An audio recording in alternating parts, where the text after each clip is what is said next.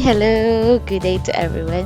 Okay, so today we are going to have our lesson all about what you can see right in front of you, addition of polynomials. So in the previous video, I already discussed to you algebraic expressions that are polynomials, and for today we are going to perform the indicated operation on polynomials, and that is we are going to add.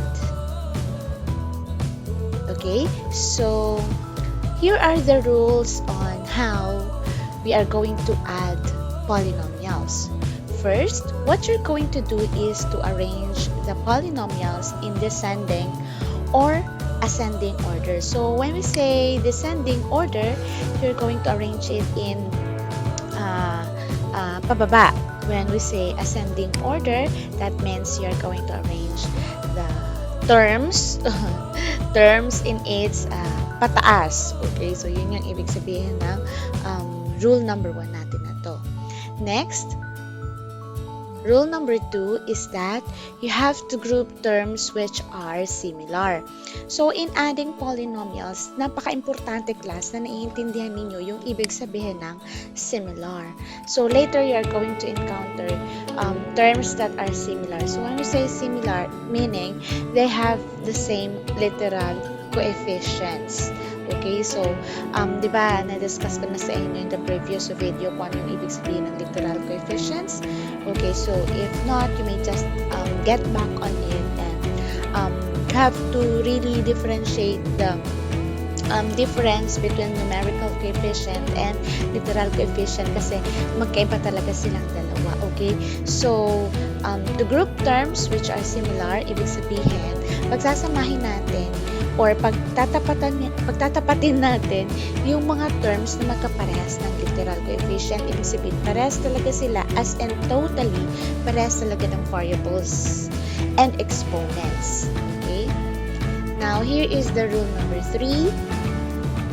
And then perform the indicated operation on numerical coefficients and copy the literal coefficients. So, sa Tagalog, you have to perform the indicated operation on numerical coefficient daw. Ibig sabihin, pag sinabing mag-plus ka, edi mag-plus ka talaga. Well, addition naman talaga tayo. So, you really have to plus. Kailangan nga lang dapat class, nare-recall ninyo kung paano ang mag-add ng integers. Naalala pa ba? Kasi kung hindi ninyo nare-recall kung paano mag-add ng integers, well then, you may just get back on the video again for the first quarter and watch the video on how to add integers. Okay? Pero, I'm going to recall naman it to you as we go on with our lesson. And then, what you're going to do after perform the indicated operation on numerical coefficients is that you just have to copy. Di ba? Marunong naman kayo mag-copy. Kokopyahin nyo lang. Okay? Ang literal coefficients. Alright? So, you may encounter polynomials like monomials, binomials, trinomials, and multinomials. Di ba na-discuss ko na sa inyo yung mga to? Monomials, this is a polynomial with one term. Binomials is a polynomial with two terms. Trinomial is a polynomial with 3 terms, and multinomials, of course, has 4 and more. However, all of this are, lahat ng yan na nakikita ninyo sa screen na naka-flash, lahat ng yan ay polynomials. Okay? Nagkakaiba-iba lang sila ng tawag. It's because of the term that polynomial has. Okay? So, let's have the following. What is it about adding polynomials? Paano ba talaga ang pag-add ng polynomials? To understand better our lesson for today, let's have the following example. I have here 7x squared yz plus 4x squared yz. And in order for us to solve that, simple lang naman ang gagawin natin, okay? Para hindi tayo malito, gawin natin, para tayo nag-a-add ng normal na numbers. Diba? When you're in elementary, pinag-a-add kayo ni teacher, tapos you arrange it vertically, diba? So, ganun lang yung i-apply natin. So, let us add by arranging first your polynomials vertically. So in this case, pinapa-add sa atin si 7x squared yz. So let's bring it down na 7x squared yz. Okay, and then plus, so we have to write plus 4x squared yz naman. So ito naman, ibababa lang natin siya. So 4x squared yz. And then after bringing it down, of course, hindi mag-add na tayo, okay? What is, so class pala ha, it is very important na dapat na di-differentiate ninyo kung ano yung sign ng integer natin, okay? Kasi baka hindi niyo alam yung sign, well, baka ipag-plus nyo na lang lahat ng numbers natin, you will be automatically wrong, lalo na kung mali yung sagot ninyo. So, what is the most important thing is that dapat alam ninyo kung nasaan yung numerical coefficients. So, numerical coefficients natin ay etong part na to. Nakikita nyo? Yung number part. So, i-plus lang daw natin yan sila. Okay? In adding, you have to be very careful kasi ang sabi daw natin sa adding integers, positive plus positive. Okay, kapag nag-a-add tayo ng parehas positive, the answer is always positive. So, we can say that 7 here is positive and 4 here is positive. So, therefore, positive plus positive, that will be positive. And then you just have to add the integer 7 plus 4. That is equal to 11. And then, ano daw yung sabi? You just copy the literal coefficient. So, meaning, kukopyahin lang daw natin tong literal coefficients na to kasi parehas lang naman sila. So, you just copy x squared y z. And this is already our final answer. However, class ha, may remind you, whenever your sign is positive, you don't need to write the positive sign anymore. I clearly reiterated it to you in the previous quarter that when your answer is positive, you don't need to write the positive sign anymore. Okay? Let's have another example. Okay, so I have there, add 7a squared b squared c squared plus negative 2a squared b squared c squared. Okay, so in order for us to answer this again, let's align your polynomials vertically. So let's align 7a squared b squared c squared. So eto yun ha. I just bring it down and then plus, of course. Now you can see that you have here a parenthesis, and that means ginamit yung parenthesis dyan para ikulong yung negative na numerical coefficient natin doon. Kasi negative to yun, diba? So you don't have to be worried. We just copy it here kasi i-align natin siya vertically. So negative 2 like that. Kung ano lang yung nakita nyo dyan, kopyahin nyo lang yun. For as long as dapat pag nagtapat kayo ng polynomials, dapat parehas ng literal coefficient. So, we can say na parehas naman sila a squared, b squared, and c squared. So, nothing to worry about. Then, let's solve. And again, like what I told you a while ago, sabi daw natin, always perform the indicated operation on numerical coefficient first by applying the rules on integers. Ano na nga ba yung rules natin on integers?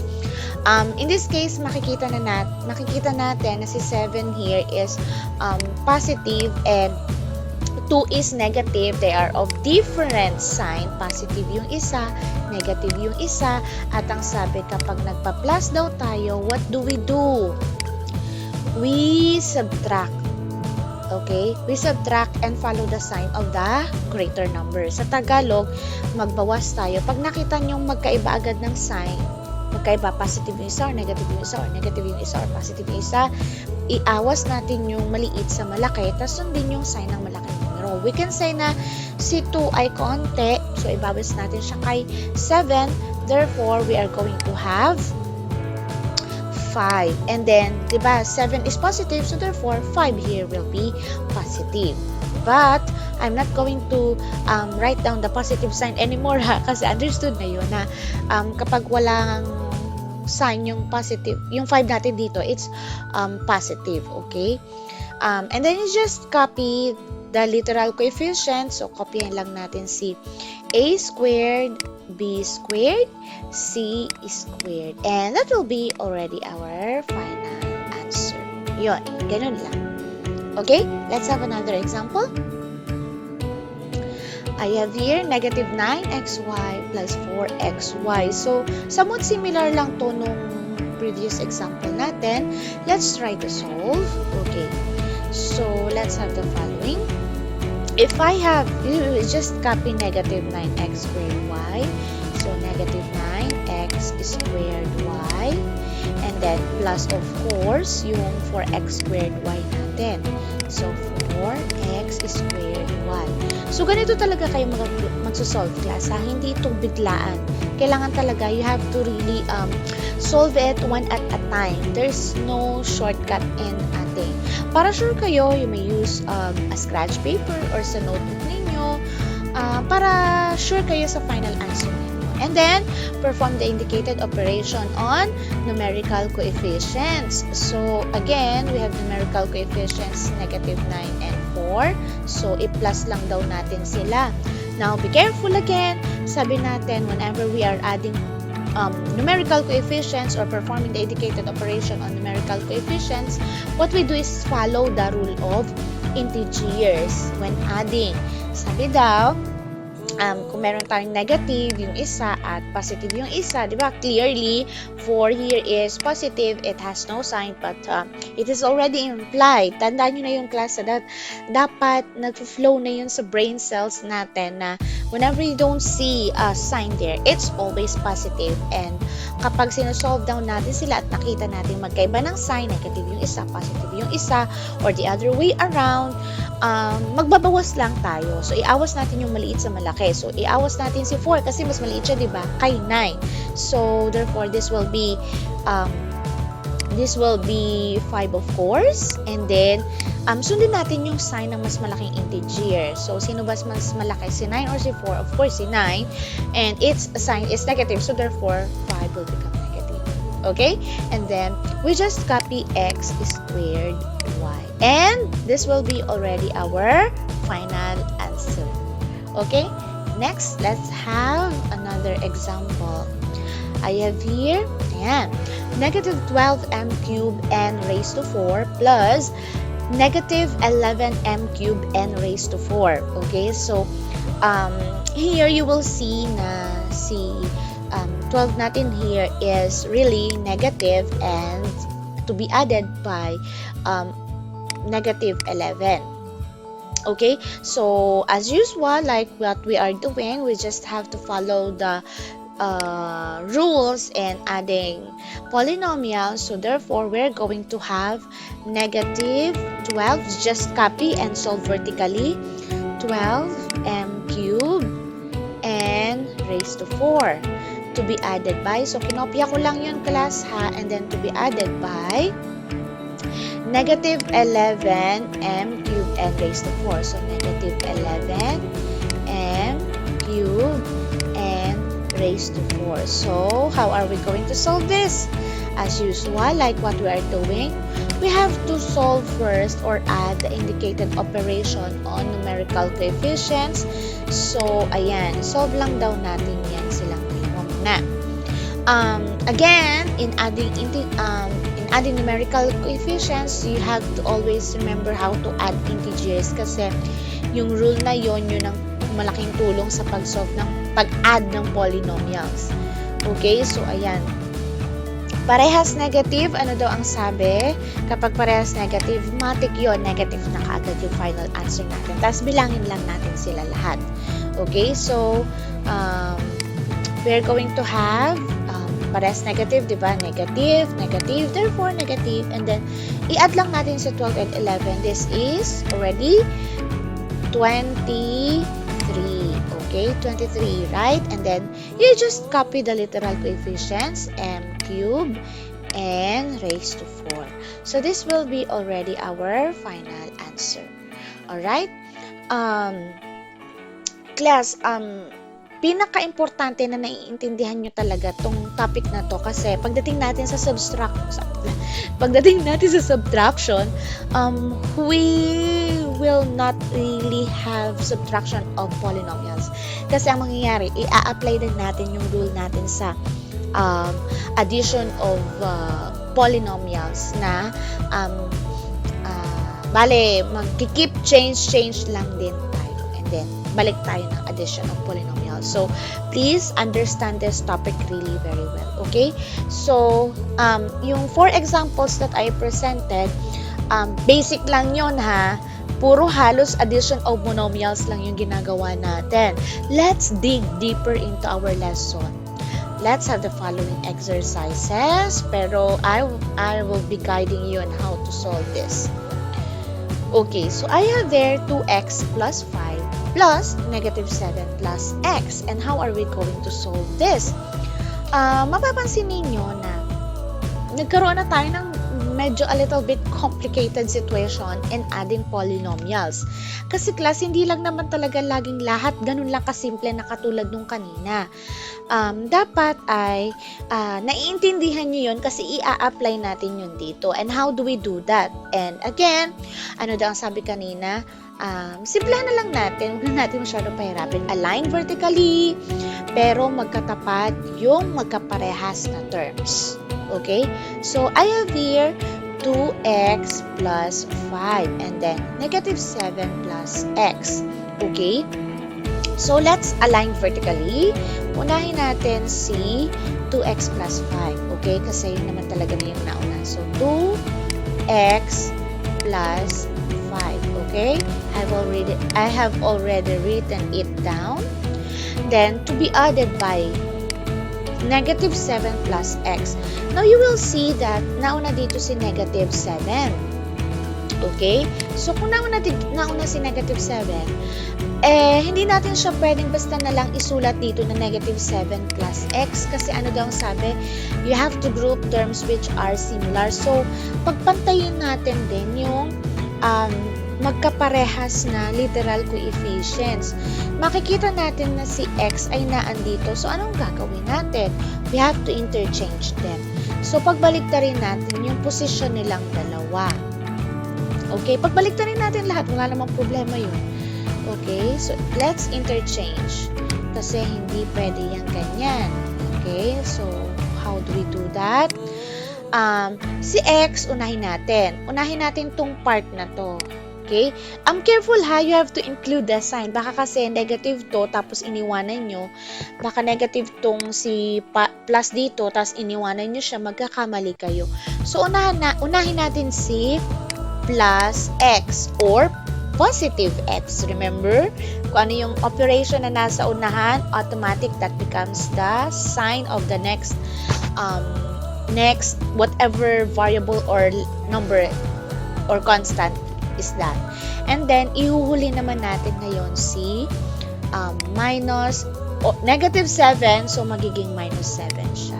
Ayan. So, pagbabalik na rin lang natin ha. Careful with the sign. Okay? So, in here, you have positive plus x, plus means plus becomes positive. So, you're going to have positive x minus 7. So, hindi ko na isulat si positive ha. So, x minus 7. Okay? And then, let's solve na plus. Ayan. Humaba lang, class. Naalala niyo yung kaninang tig-isa lang tayo. Ngayon, nadagdagan lang ng tig-isa. Parang mai-stress siya ng pagganon. Okay? So, let's solve. Add the following polynomials. And how do we do that? Remember this. Whenever you see a variable like this, and there is no number before it, so wala kayong number na nakikita dito, di ba? Eto lagi nyo tatandaan. There is always a numerical coefficient found there. it is already implied. Dapat tatandaan nyo lagi na meron lagi yan na invisible numerical coefficient na 1. Okay? Ma'am, lagi po ba? Yes. Yes talaga. Yes. Okay? So, and then mag-add ka na. You just add the numerical coefficients. 2 plus 1, that is 3. Diba, parehas lang naman sila x to, x din to. So, you just copy. Now, here is your problem. Pagdating dito kasi, nagkaroon ka ng plus 5 or positive 5 and minus 7 or negative 7. Addition of integers, remember? Whenever positive yung isa at negative yung isa, tatandaan, magkaiba ng sign, bawas. Okay? Ibawas natin yung maliit sa malaki. So, mas maliit si 5, ibawas sa 7, magiging 2. The problem is, ano ang magiging operation natin in between? The operation in between depends upon which of the integer is higher. So, we can say na si 7 ang mas mataas and negative siya. Therefore, yung magiging operation din natin in between 3x and 2 is negative or minus. So, ito ay magiging minus. Okay? And, isusolve pa ba natin to si 3x minus 2? Hindi pwede. Hindi tayo pwede mag-solve niyan. Bakit? Kasi class, eto may x, eto wala. So, therefore, really, your final answer is 3x minus 2. That's it. Okay? Let's have another example. There. Okay, pahabain natin ng konti. 5x squared minus x plus 8 plus 8 plus 9x minus 7x squared. Okay, so makikita natin na hindi siya halos, kita nyo naman talaga class diba? Kita nyo, ito ay 5x squared. Ito ay x. Ito ay 8. So, gawin natin, i-arrange na natin etong kasunod na polynomial in descending order. So, pababa. Unahin natin yung may x squared para kapantay niya itong nauna.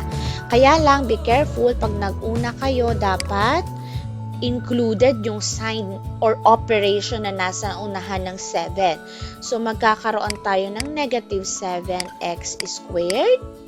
And then, anong magiging sunod natin? Hanapin natin yung kapantay ng x. So, ang kapantay ng x ay si plus 9x. So, plus 9x. And then, ang kasunod ay sino? Si 8. However, your 8 here, ma'am, ano po ba ang ilalagay namin? Plus or minus? Tanong, ano ba ang sign ni 8 dito? It's positive, right? So, if it is positive, therefore, magpa-plus ka. Okay? So, plus 8. And then, after that, you are now ready to write down your polynomials vertically. So, let's write it down. Okay, so we're going to have 5x squared minus x plus 8. And then, to be added by, eto na yung isusulat natin, class, ha? Kasi, in-arrange na natin So, negative 7x squared plus 9x plus 8. And then, ayan, solve na natin. Oops. Okay, so i-plus na natin. There. Alright. And then, what we're going to do is that we just have to add the numerical coefficients first para hindi tayo malito. Okay, so pagbuko-bukurin muna natin, ha? So, eto yun. Eto yung una. And then, eto yung kasunod. Baka nalilito kayo, ha? Kumbaga parang kinukuha lang natin yung numbers. And then, ayan. Tinitake out lang natin yung literal coefficients kasi hindi naman sila kailangan. Just copy it down, diba? Okay, so let's solve.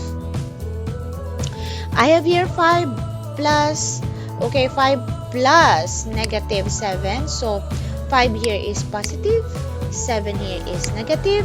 Magkaiba ng sign, the rule is bawas. So, si 5, ibawas kay 7. Ang matitira ay 2. Mas mataas si 7, negative. And then you just copy x squared. Okay, what are you going to do next? Ma'am, I have here negative x. Okay, negative x to, diba? What is the numerical coefficient nga ulit kapag wala kayong nakitang number? It has an implied numerical coefficient there, which is 1. So you have negative 1 and positive 9. So you have negative 1 and positive 9. Ano nga sabi? Magkaiba ng sign. Matik yun ha. Pag magkaiba ng sign, bawas. Ibawas si maliit kay malaki. So we're going to have 8. Okay? 8. And then, what are you going to do next? Ano ang sign na masusunod? Ano ang in-between operation natin? Di ba mas mataas si 9? Nagbawas tayo. So therefore, magiging positive yung 8 natin. Pero sa pagkakataong to class, we really have to write the sign kasi this is a polynomial. So, hindi naman talaga siya yung nasa unahan. So, may in-between eh. May nauna ka eh. So, kailangan talaga maglalagay ka ng plus. Okay? And then, you just copy x. And then, next, solve for positive 8 plus positive 8 parehas positive. Magiging positive yon, matik ha. And then 8 plus 8, that is 16. Now, you may wonder, ma'am, is this already our final answer? Negative 2x squared plus 8x plus 16? We cannot simplify this any further kasi eto x squared, eto x lang, eto walang literal coefficient. Therefore, this is already your final answer. Okay? Next, I have here 4x squared minus 2x plus 5 plus, do you still see that? Okay, plus 7 plus 5x cubed plus 4x minus x squared. So, ayusin natin. Ito ay naka-arrange na talaga siya, diba? The problem is this. Hindi pa siya naka-arrange. Let's arrange it into its descending order. Unahin natin yung part na merong, yung term na merong mas mataas na exponent. So, kunin natin si positive 5x cubed. So, positive 5x cubed. Isunod natin si negative x squared. So, minus x squared. And then, isunod natin si positive 4x or plus 4x. And then, isunod natin si 7. And again, you may wonder, 7 here has no sign. It's not negative. Therefore, it's positive. So, therefore, plus 7 tayo. Ayan. Inayos lang natin, ha? Okay? And then, what are you going to do next? Of course, you write it down. Unahin na natin si 4x squared. So, sulat natin. Okay? So, 4x squared minus 2x plus 5. Okay? And then, what you're going to do is write down vertically 5x cubed. You may wonder, positive here is positive. We don't need to write the positive sign anymore, ha? Kaya lang, ito ay x cubed. Wala siyang katapat, diba? So, kung wala siyang katapat, don't worry. You just have to write it down. Medyo dito sa bandang unahan kasi x cubed to. Okay? Hindi naman natin siya pwedeng ipantay dito kay x squared. Okay? Hindi pwede dito. Bawal kasi squared to. Okay? Naka-squared siya. Therefore, dun tayo sa iuusog lang natin siya ng konti, kumbaga. Okay? So, let's write it down properly. Alright. So, here you go. 5x cubed. So, 5x cubed minus x squared. So, minus x squared plus 4x plus 7. So, there you go. Yan. Medyo mahaba na talaga yung addition of polynomials natin. But it's okay. Okay? What is important is dapat naintindihan nyo talaga. Okay, yan. Medyo mahaba na siya. Carry bells? Kaya pa natin yan. Okay, kaya o kaya? Kaya. Okay, let's solve. Of course, eto, wala ka naman ditong i-add, diba? So, you just have to bring it down. Okay? Para lang tayo nag-a-add ng numbers, whole numbers. So, 5x cubed. Then next, solve for this part. Okay? Solve for this part, for this term. 4 here is positive. Now, you will see what is the numerical coefficient here. Like I said, there is always an invisible. Kapag wala kayong nakitang number, it has always an invisible numerical coefficient of 1. Okay, so ayan. Solve na natin. Positive 4. Okay, so positive 4. I have positive 4 and negative 1. Solve it. Magkaiba ng sign. Bawas. Ibawas si 1 kay 4. Anong matitira? 3. Anong operation sa gitna? Sino ba ang mas mataas, si 4 o si 1? Mas mataas si 4. Ano ang sign ni 4? Positive. Therefore, plus 2. Okay? Next, doon na tayo sa sunod. Negative 2 and positive 4. O, yan na yung isosolve natin ngayon. Okay, so negative 2 and positive 4, magkaiba ng sign. Oh, wait! Before we forgot. We have to copy the x squared, okay? Yan, do not forget that always.